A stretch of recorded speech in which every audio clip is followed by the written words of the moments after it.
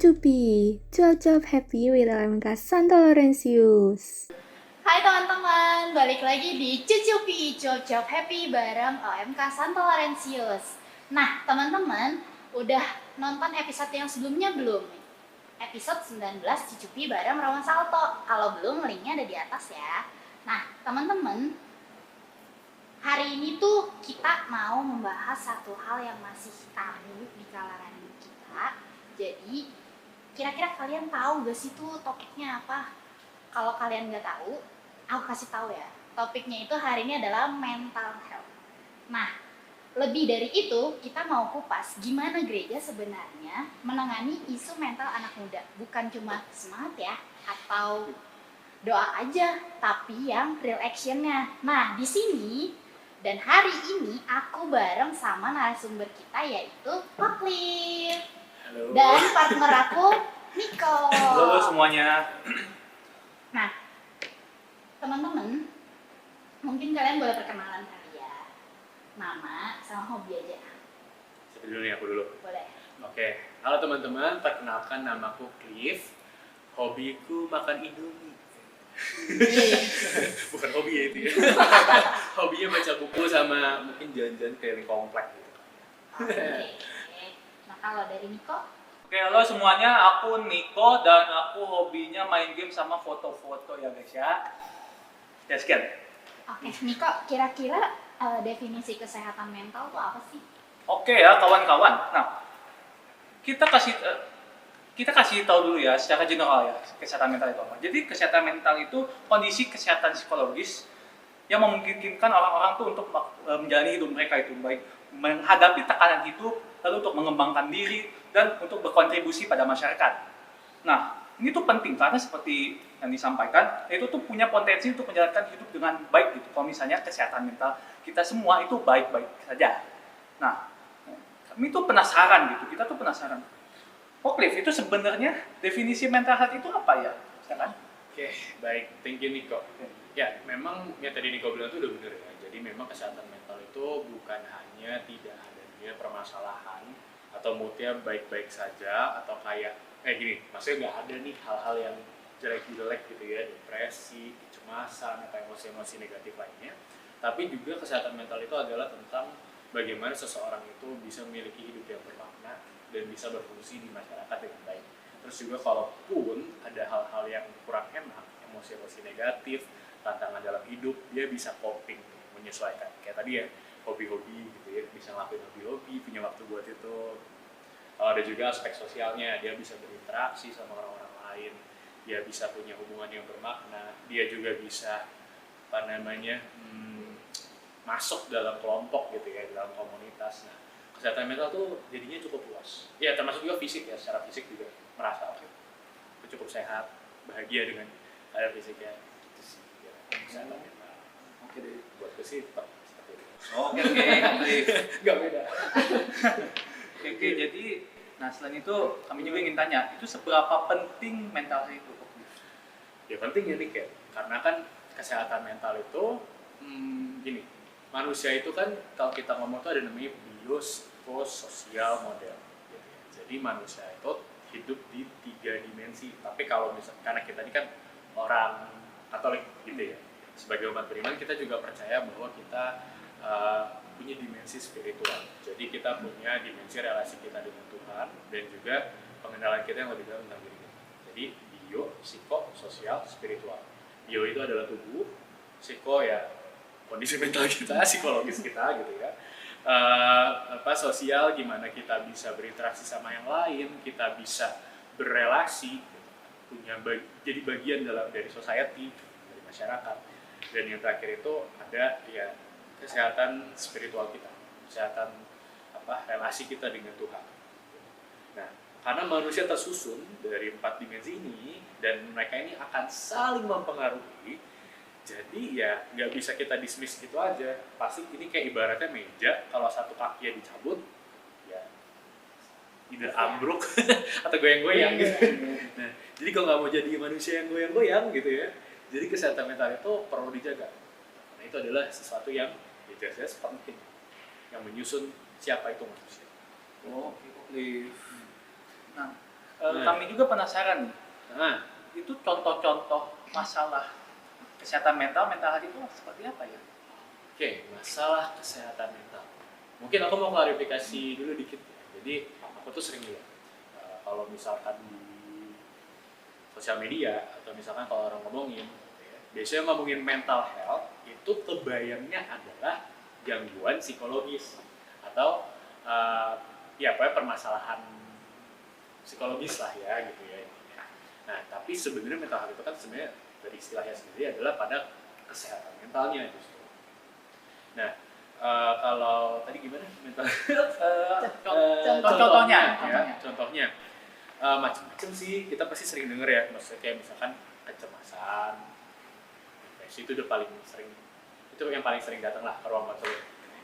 Maksudnya aku sendiri dengan klien-klien yang mungkin keluhannya gejala-gejala kecemasan atau misalkan depresi itu cukup banyak. Dan ya itu yang paling sering kita dengar. Nanti kalau misalkan yang lain-lain mungkin yang sedikit lebih kompleks, misalnya nanti tentang ya gangguan mood lainnya. Kalau tadi itu kan sebenarnya gangguan mood misalnya kalau kayak depresi, juga bipolar misalnya. Kalau ada gangguan kepribadian, terus ada gangguan psikotik misalnya skizofrenia yang halusinasi. Ya itu kan semuanya masuk dalam gangguan jiwa. Isu-isu kesehatan mental dan ini itu ada di masyarakat. Ini ada di tengah-tengah kita dan mungkin jangan-jangan kita sendiri ngalamin itu barang sedikit-sedikit. Tapi ya jangan self diagnose gitu. Tapi kira-kira itu sih contoh. Jadi kayak bukan doang cuma gitu. Sedikit gini. Gak biar teman-teman tahu semua gitu. Nanti bisa mental issue tuh apa aja lah kurang Ya. lebih. Nah, mungkin nggak bisa dipungkirin stereotip yang muncul tuh kalau ada yang cerita lagi struggle tuh kita jawabnya doa aja, Tuhan pasti bantu kok. Ya. Atau enggak kayak, ya gimana lagi emang udah jalannya. Biasanya kan sering denger kayak gitu ya. Terus sebenarnya tuh aku pengen tanya deh, gereja tuh peduli nggak sih sama mental health kita? Gitu. Oke. Ini kompleks ya jawabannya. Jadi, tapi aku mau bilang bahwa gereja peduli. Bahkan faktanya, ini mungkin ini ya, ini fakta uniknya adalah gereja itu punya orang kudus pelindung kesehatan mental. Dan itu ada yang aku tahu yang paling populer itu ada dua. Satu adalah Santa Dimna. Nanti mungkin kalau mau aku ceritain boleh sih, nanti kasih tahu ya kalau mau. Sama lagi Santo Benedict Joseph Labri. Nah, sebenarnya banyak lagi sih orang-orang kudus lain yang cerita mujizatnya itu adalah menyembuhkan misalkan orang dengan permasalahan mental gitu. Tapi yang paling terkenal adalah dua ini. Tapi yang paling utama itu Santa Dimna. Aku sendiri sangat berdevosi sama dia. Coba deh di gambar itu. Sorry, bawa buku. Nah, ini gambarnya. Nah, ini sorry di pembatas buku. Ini Santa Dimna. Ini pelindung kesehatan mental. Wih, pas banget. Oh, sorry. Ya, jadi mau cerita. Iya boleh, Ya, aku mau denger ide ceritanya. Ya, kalau Santa Dimna itu, jadi dia ini adalah putri dari raja di Irlandia. Masanya aku lupa, masa tahun pokoknya milenium pertama lah ya, masih kayak 400-600 lah. Aku lupa, 300 sampai 600 antara itu. Nah, Santa Dimna ini adalah putri raja di Irlandia. Dia mamahnya si itu meninggal. Papahnya itu jadi papahnya ini rajanya pengen sama karena melihat Dimna itu mirip sama istrinya, itu pengen nikahin Dimna. Jadi kan ya nggak bisa ya. Iya.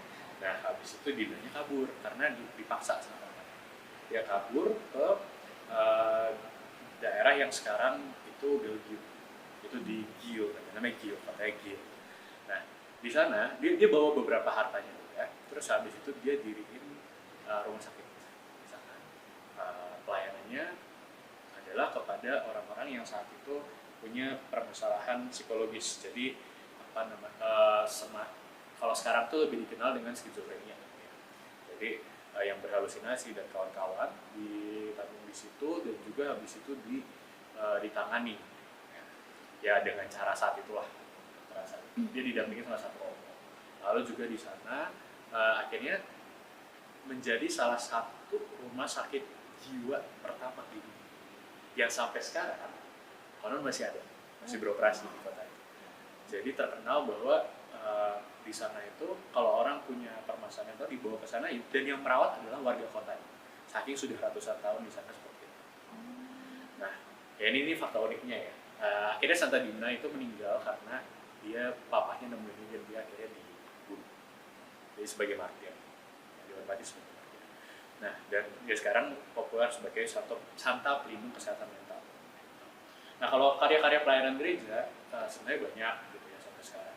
Misalnya kampus-kampus Katolik harus ada kampus ministry, yang mana di situ ada pelayanan konseling, ada layanan konseling. Lalu juga ya pastor juga kan biasanya belajar teknik konseling ya, konseling pastoral. Di situ ya belajar juga tentang psikologi sedikit-sedikit dan ya pasti bisa juga tuh jadi teman curhat. Dan di paroki-paroki sekarang juga punya kenalan-kenalan psikolog juga atau konselor-konselor atau terapis-terapis lainnya, psikiater dan lain-lain yang mana ikut berkolaborasi untuk buka pelayanan buat umat yang butuh bantuan. Seminari juga tersedia psikolog-psikolog untuk bantu proses formasi. Jadi tentang kesehatan mental itu gereja sih peduli sih menurutku ya. Iya, kalau dari cerita Koko sangat peduli ya. Iya banyak tuh kayaknya. Tapi berarti yang Koko sebutin tadi itu adalah contoh konkret di mana gereja itu sebenarnya peduli. Ya. Cuman dari kitanya aja yang kadang-kadang kurang Nggak tahu aksesnya gimana. Iya, nggak tahu cara Ya. mengakses tersebut gimana gitu ya. Betul. Nah, tapi sebenarnya kalau misalkan teman-teman di sini semuanya yang nonton di sini juga, kalau misalkan ada permasalahan, sebenarnya itu juga bisa loh curhat ke temen gitu ya. Benar gak sih Kak? Ya bisa. Jadi kayak misalkan nih kalian ikut-ikut acara OMK kita, kalau misalkan kalian udah percaya banget sama satu orang ya, ketika kalian mau menceritakan ya tinggal cerita aja sebenarnya kan. Ya. Cuma ya kalian tidak boleh berekspektasi terlalu banyak karena yang kalian cerita ini ya mengalami hal yang sama juga, istilahnya kayak apa ya, untuk menenangkan diri aja gitu nggak sih kok, kayak cerita gitu. Ya artinya kan kalau ke teman itu kan yang kita harapkan adalah dukungan sosial. Ya. Gitu kan. Itu karena ya teman kita belum tentu merupakan profesional gitu ya, profesional kesehatan mental.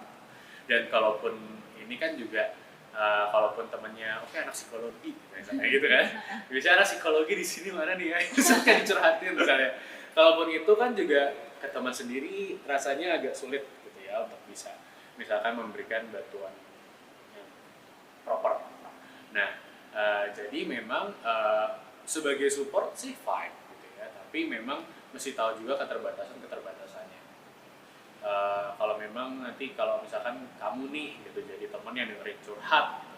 Artinya kalau kamu udah merasa oke ini di luar ini nih kapabilitas aku, kemampuanku, boleh nih saranin kamu apakah lebih baik ke psikolog aja, psikiater aja. Dan kalau misalkan kamu yang curhat ke teman, dia mesti manage ekspektasi. Berarti balik lagi ya, jangan berekspektasi lebih gitu kan? Bukan lebih kali ya ngomongnya ya, tapi kita sebutnya gini, bahwa expect sebagai dukungan sosial, ya, sebagai tempat aman, tempat kamu bisa mencurahkan isi hati, tapi bukan untuk penyelesaian masalah. Gitu. Bukan penyelesaian masalah, bukan untuk dapat penanganan. Gitu. Jadi beda. Gitu. Oke, jadi seperti itu ya. Tanggapan gereja terhadap kesehatan mental umat-umatnya gitu kan. Oh gitu ya. Nah jadi sekarang bagaimana kalau misalnya yang lagi down itu tuh orang-orang di sekitar kita gitu, baik teman atau keluarga gitu. Nah kadang-kadang tuh orang gak tahu gitu cara reaksinya gitu, soalnya nggak ngomong secara langsung gitu ke kita gitu kalau misalnya mereka tuh sedang ada masalah gitu. Nah oleh sebab itu kita perlu tahu gitu tanda-tandanya seperti apa dan biar kita tuh bisa juga peka gitu.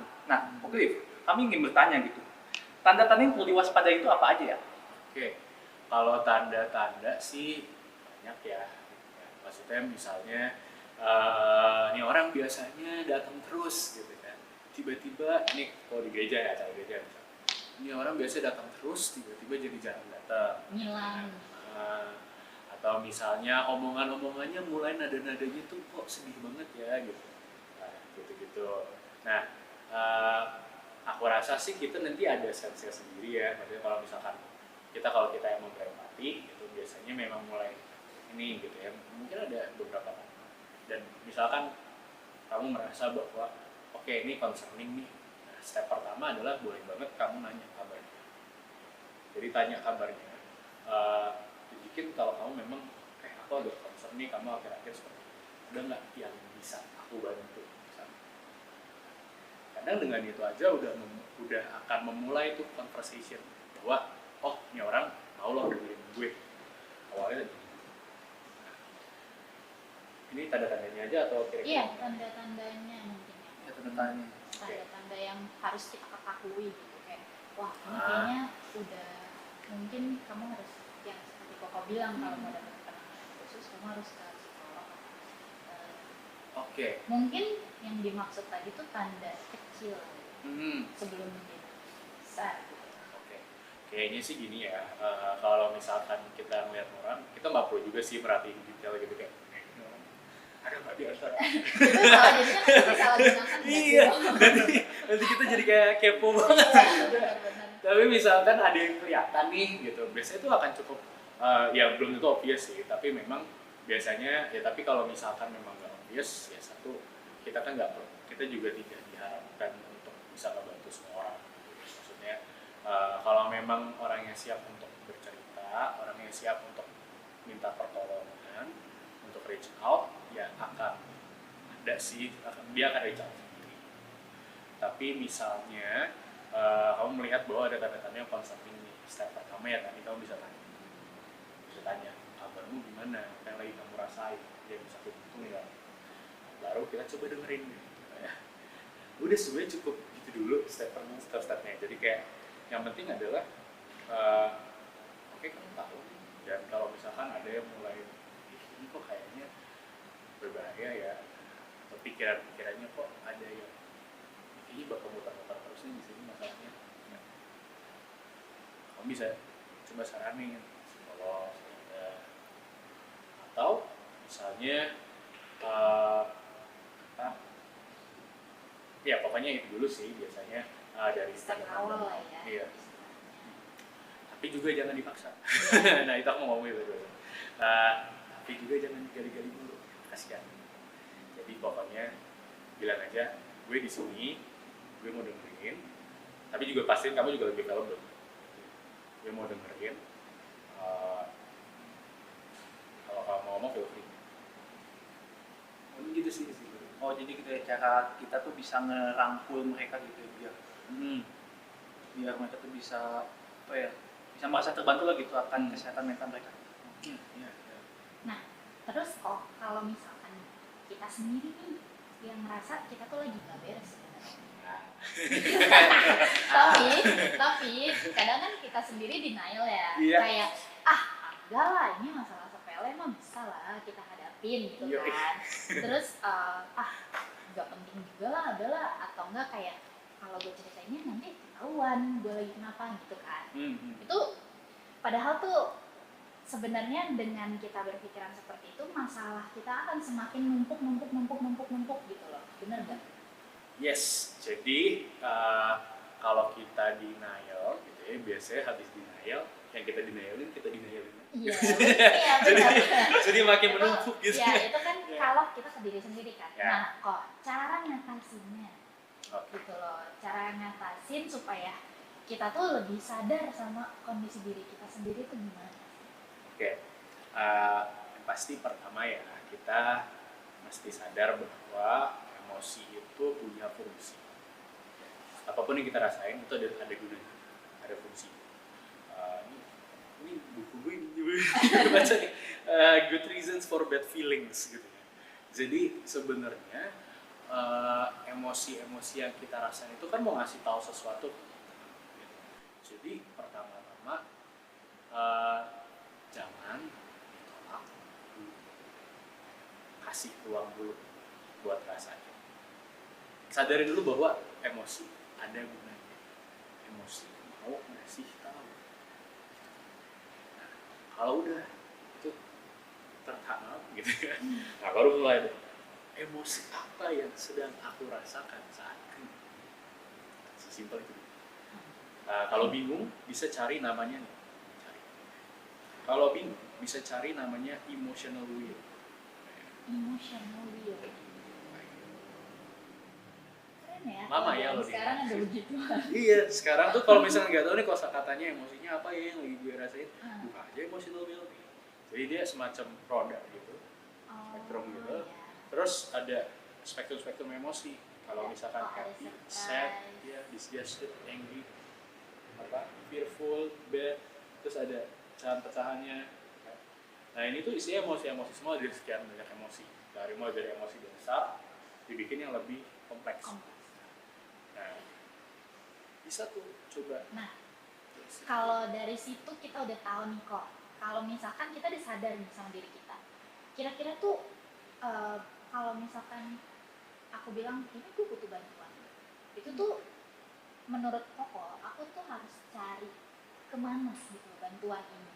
Kayak aku harus cari psikolog dari Instagram kan, atau aku nanya-nanya ke temen-temen aku gitu. Kan sekarang banyak kan, kalau mau nyari apa-apa tuh kayak ke TikTok atau ke Instagram, kayak apa sih masa katanya tuh yang kayak psikologi gitu, atau enggak yang kayak mau konsul gitu-gitu kan. Sekarang kan udah zamannya begituan semua tuh kok. Nah kira-kira kalau misalkan aku sadar nih aku butuh bantuan, itu aku harus menghubungi siapa? Oke. Kalau mau hubungi siapanya ya pasti ya aku juga sering dapat si orang chat dari Instagram gitu ya. Ada DM Kak Cliff gitu. Kak Cliff pas lagi mana gitu. Nah, bisa cari aja gitu ya. Di situ misalkan kata kuncinya psikolog gitu. Nah, itu nanti muncul atau psikiater. Biasanya muncul situ. Nah, nanti bisa juga misalkan jadi biasanya kan ada biro bahkan lewat rumah sakit. Aksesnya sekarang lebih mudah, dan juga sekarang konseling itu nggak cuma tatap muka, tapi ada juga yang video call misalnya, gitu kan. Ada yang telepon juga, bahkan ada yang chat. Gitu. Nah, tinggal pilih aja mana yang menurut kamu memang pengen kamu coba, menurut kamu cocok sama kamu saat itu. Nah, ya yang pasti sih kalau misalkan mau memeriksa gitu ya, ini legit nggak sih atau malah praktek nih jangan-jangan itu bisa dicek pakai websitenya. Jadi kita ada HIMSI itu punya website. HIMSI itu himpunan psikologi Indonesia. Itu di situ bisa cek psikolognya ini beneran psikolog bukan, kayak terdaftar atau enggak. Terdaftar atau enggak, masukin namanya, nanti keluar nomor SIPP-nya. Kalau masih aktif atau tidak. Kalau aktif ya berarti orang boleh praktek. Kalau enggak jangan. Oke. Ada juga nanti dari IPK Indonesia, Ikatan Psikolog Klinis, itu organisasi polisi. Nah, jadi bisa buka dari sana buat dapat informasi ini psikolognya memang berpraktek atau tidak. Itu sih paling, karena kan banyak juga yang menjual paket-paket healing. Iya benar. Tapi kita nggak tahu nih berbasis sains atau enggak, terbukti atau enggak. Gitu sih. Jadi seperti itu ya kawan-kawan. Kalau misalnya merasa tidak nyaman gitu mentalnya, jadi dan butuh banget ya boleh ke psikolog gitu. Atau enggak kalau misalnya mungkin perlu pengobatan gitu medis ya ke psikiater, benar nggak? Ya. Oke, kami juga ingin bertanya sesuatu kan. Kalau misalnya orang-orang tuh ngedenger, kalau harus ke psikolog atau ke psikiater gitu, itu stigmanya tuh kadang-kadang negatif gitu, mah. Yang dianggapnya tuh kalau ke psikolog atau psikiater tuh yang udah mentalnya tuh udah parah banget, separah-parahnya gitu, udah gitulah gitu, nggak kebayang gitu. Nah, pokoknya kami ingin bertanya nih, itu gimana ya cara melawan stigma masyarakat kalau misalnya ke psikolog atau ke psikiater tuh cenderungnya ke arah negatif gitu? Oke, thank you. Memang ya, walaupun sekarang sih udah jauh lebih berkurang ya, daripada di zaman waktu aku atau lagi SMA gitu. Tapi memang nggak bohong, sampai sekarang tuh masih banyak juga. Memang udah jauh lebih berkurang, tapi masih banyak yang ada stigma. Nah, satu-satunya cara yang mungkin masih terus dilakukan sampai sekarang adalah meningkatkan awareness terus menerus bahwa oh ya psikolog itu bukan karena lo gila gitu ya atau lo parah banget, tapi ya memang demi kebaikan. Iya, untuk kebaikanmu gitu, untuk nemuin cara-cara baru mengelola emosi, menghadapi hidup yang sulit ini. Hidup yang keras ini. Iya. Ya kan Yesus bilang memanggul salib, tapi kan salibnya juga tidak bisa ditambah-tambahin. Jadi ngapain bikin hidup ini tambah susah gitu? Kita kayaknya nggak mau masokis amat gitu ya. Nah, jadi ya pertama masih disadari bahwa psikolog itu bahkan misalkan masalah sehari-hari tidak ada diagnosa apapun. Itu biasanya kita sebut normal bermasalah. Itu pun banyak juga yang psikolog. Ya. Atau bahkan cuma pengen periksa aja gitu. Pengen tahu mental health gue gimana nih kondisinya. Gitu ya. Mental health check up. Udah mulai ada paket-paket seperti itu. Keren ya sekarang. Iya, sekarang udah ada kayak begitu. Okay. Jadi bisa tahu kondisi mental itu lagi gimana. Jadi kalau lagi nggak enak gitu ya, unik dari itu adalah kalau misalkan lagi ngerasa nggak enak, tapi kayaknya gue lebih gitu. Sekarang lo punya angkanya, tulis nih, jadi jangan menipu diri lo lagi. Jadi istilahnya jangan denial lagi gitu. Kasian, gitu kan? Iya, benar-benar. Lo punya angkanya nih, gitu sih. Jadi ya dengan lewat cerita-cerita yang positif gitu ya, lewat campaign-campaign yang positif buat meningkatkan awareness itu, dan mungkin pengedukasi diri kali, mengedukasi hidup apa sih yang dilakuin ketika pergi konseling, ketika pergi konsultasi, ya, terapi, apa sih yang dilakuin? Mungkin itu akan bikin pelan-pelan Stigmanya berubah. Tentang kalau kita psikolog itu kita bukan gila. Iya. Aku tekan banget ya, kayak gila gitu. Iya. Oke, kok mungkin aku mau tanya kali ya. Kalau misalkan nih kita terlalu menggampangin mental health di situ, ya kita gak tau lah, kita cuek. Nanti juga bakal sembuh sendiri kalau kita berpikir itu tuh resikonya apa sih? Adalah harusnya kamu bisa produktif tapi nggak produktif. Iya kan? Kondisi mental itu kan mempengaruhi ya. Lo bangun pagi semangat atau enggak, kecepatan lo bekerja saat itu seperti apa gitu kan.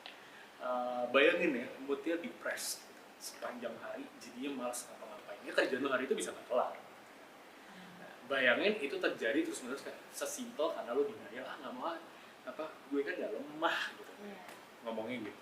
Akhirnya apa? Ya kerjaan lo kacau. Atau cemas akhirnya nunda pekerjaan, prokrastinasi atau apa menghindari masalah, akhirnya kacau juga, jadi nggak bersosialisasi. Harusnya lo bisa lebih bahagia dari itu, jadinya nggak bahagia. Jadi dan kita menilai hidup kita gitu kan adalah minggu ini gue cukup bahagia nggak ya, akhirnya cuma karena kita nunda kita menilai minggu ini tidak cukup bahagia, disusut-susut lama-lama jadi bulan yang tidak bahagia, disusun jadi tahun yang tidak bahagia, disusun lagi jadi hidup yang tidak bahagia. Jadi ya ada konsekuensi untuk setiap pilihan kita. Kalau kita nggak mau stand up buat diri kita, nggak mau defense buat diri kita, memang badan kita nanti akan ngomong, muncullah gejala apa? Psikosomatis, biasanya GERD gitu. GERD sakit kayak kepala. anak-anak Gen Z ya. Iya. Sekarang banyaknya GERD. Iya. Karena dia terlalu banyak yang dipendem. Nah, badan kan ngasih tahu, teriak tolongin gue. Iya. Nah, gitu deh, ada konsekuensinya untuk segala hal. Berarti akan mengaruh ke penyakit fisik lah ya, Pak istilahnya. Dan mungkin tadi aku mau tambahin dikit adalah pun kamu memiliki isu kesehatan mental yang mungkin sampai dapat diagnosa, itu juga bukan berarti kamu dalam bentuk gila atau wah parah banget kalau marah. Justru itu tanda bahwa oh ya kamu lagi terluka dan kamu berjuang gitu, sehingga kamu saat ini ada di sini dan kamu lagi dalam proses untuk keluar dari lubang ini. Jadi be kind, be kind to yourself. Gitu. Oh, mungkin aku baru keinget sesuatu nih dari perbincangan kita dari awal sampai sekarang. Aku pernah dengar ada perkataan yang sesama temen ya. Jadi dia ngomong gini, kayaknya si A tuh mentalnya udah nggak baik-baik aja deh. Kayaknya tuh udahlah suruh dia aja pakai uang tabungannya buat ke psikolog. Nah, menurut Koko dari bahasa itu sebenarnya kan dia baik ya, tapi cara penyampaiannya dia ke temennya itu kan bisa aja disalahkan. Nah, aku pengen tahu sih kok, maksudnya untuk supaya kita kasih tahu nih ke teman kita, tapi dia nggak tersinggung gitu. Itu caranya gimana ya? Maksudnya biar enak aja gitu ngomongnya, jadi kayak lu gila lu harus ke psikolog gitu kan nggak bisa kan? Itu kan pasti akan makin mentalnya down kan. Buat yang istilahnya udah mental lagi nggak baik-baik aja, gue dikatain gitu, gue disuruh ini itu gitu kan. Jadi maksudnya supaya mengencourage dia, bahasa yang bisa dia terima tuh gimana ya? Karena kan kalau orang lagi nggak baik-baik aja itu sensitif gitu. Oke, thank you. Ini bagus. Karena ini sangat praktis. Sesimpel gitu, ngomong bahwa kamu concern, bahwa kamu punya concern, kondisimu ini, ya kan kamu lihat gitu ya, bahwa ada data-datanya nih, bahwa udah kasih informasinya, gitu, bahwa orang lagi yang kamu psikolog orang ini tidak baik-baik saja. Kamu bisa bilang, ini aku lihat kamu kayaknya belakangan gini, kayaknya juga kamu ini, kamu merasa enggak oke kalau merasa itu, kamu ya tadi ya mungkin kan mau cerita dulu enggak, oke, bisa kamu ngerasain oh ini kayaknya ini deh, udah sangat ini kayak lu nggak punya solusi apa gitu ya, apa nggak lebih baik mungkin kamu ke psikolog, psikiater, supaya bisa siapa tahu kamu bisa nemuin cara pandang baru nih dari masalah kamu, apa itu yang jatuh. Nah, gitu sih. Jadi apa namanya? Memang kita mesti approach-nya dengan empati, nggak bisa langsung nyuruh. Karena judgmental tuh sangat dilarang. Dilarang. Kalau mau adalah tunjukin kita punya concern. Artinya kita datang dari tempat yang lebih hangat gitu, bukan dari kayak enggak lu udah pasti punya isu gitu. Ya, tapi nggak bisa dipungkiri kok ada yang kayak gitu. Jadi kayak dia merasa dia udah paling bener nih. Enggak, pokoknya lu ada masalah, lu harus ke psikolog sekarang juga gitu kan. Ada gitu loh yang kayak gitu. Makanya kadang-kadang apa ya, mungkin bahasanya kalau orang udah lagi sensitif, udah lagi capek gitu kan, jadinya malah makin adalah kayak gue jadi gue nggak usah deh ke psikolog, udah biarin aja gue gini, endingnya apa tidak baik gitu. Nah kalau di posisi gitu mungkin ya, kalau kita sendiri, misalnya kita sendiri nih terbersih di pikiran, orang perlu banget nih terapi, kita mesti tanya dulu sih ke diri kita gitu, ini gue mau ngomong emang mau bantu dari tempat yang tadi ya, dari tempat yang hangat dan tender gitu ya, lembut gitu ya. Atau ini ada something nih, ada kemarahan dengan dia gitu. Ya maksudnya kan akan beda cara kita menyampaikannya. Misalkan kita terluka karena perilakunya dia, pertama artinya kita mesti sadar bahwa ini gue terluka nih karena perilaku dia. Karena mau gimana pun orang dalam kondisi apa bukan berarti lalu itu jadi free pass buat dia berbuat jahat pada orang lain atau nyakitin orang lain. Kita sering bilang orang terluka melukai orang lain kan? Tapi ya bukan berarti kayak begitu, bukan berarti lo jadi berhak begitu karena lo terluka. Nah, jadi pertama kita validasi dulu perasaan kita gitu ya, bahwa iya gue kesel karena ini orang kayak gini. Nah setelah kita sadar terus kita calming dulu, ini orang kayaknya emang punya masalah, gimana ya cara nyampein ke dia, itu akan muncul rasa yang lebih lembut dan lebih hangat dan lebih empatik gitu loh nanti kata-katanya. Dan lebih bisa keterima juga kan. Yes. Kan gak bisa kayak lo perlu ke psikolog, enggak kalau bisa. Kalau kayak gitu sih ada dendam pribadi berarti ya kayak gitu. Apalagi kalau nyindir gitu, kayaknya perlu ke psikolog gitu kan. Iya benar. Gitu kan, kalau lagi bercanda tuh kayak lu deh yang harus ke psikolog, gue deh kayaknya lu gitu. Terus pulang dengan ending, overthinking kayak bener ya. Bener. Nah gitu juga jadi bikin orang makin enggan ke Psikolog. ke psikolog ke psikiater karena jadi makin ada stigma.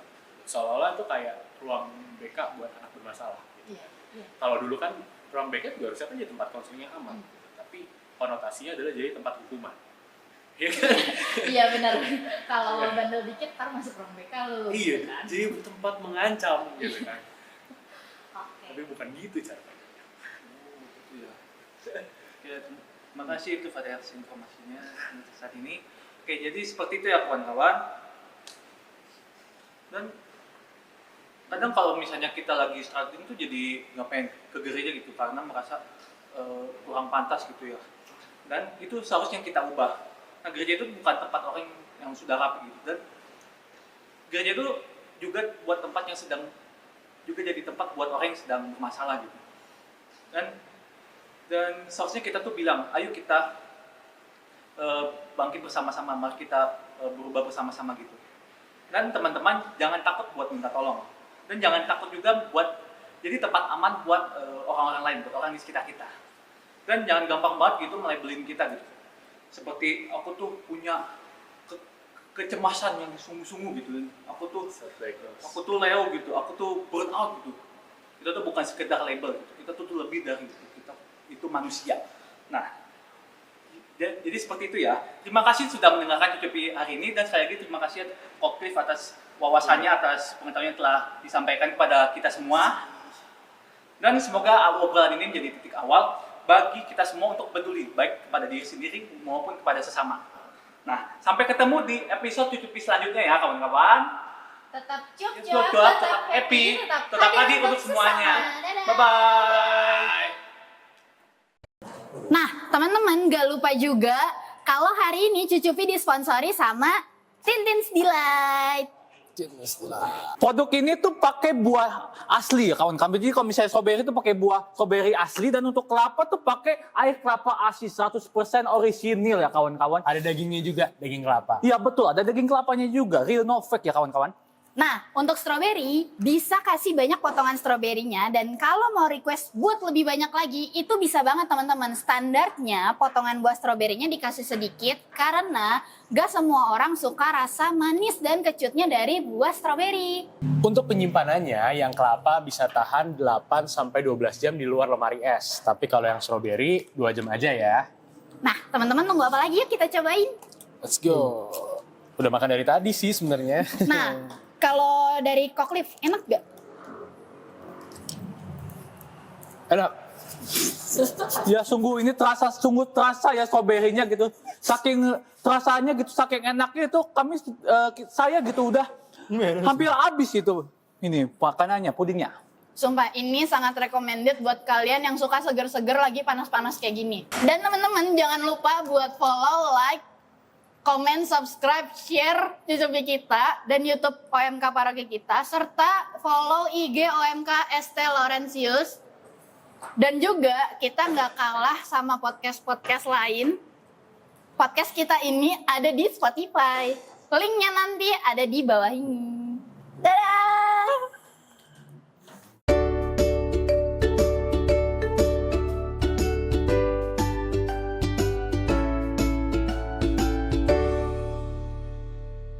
Cucupi, cuap-cuap happy with OMK Santo Laurentius.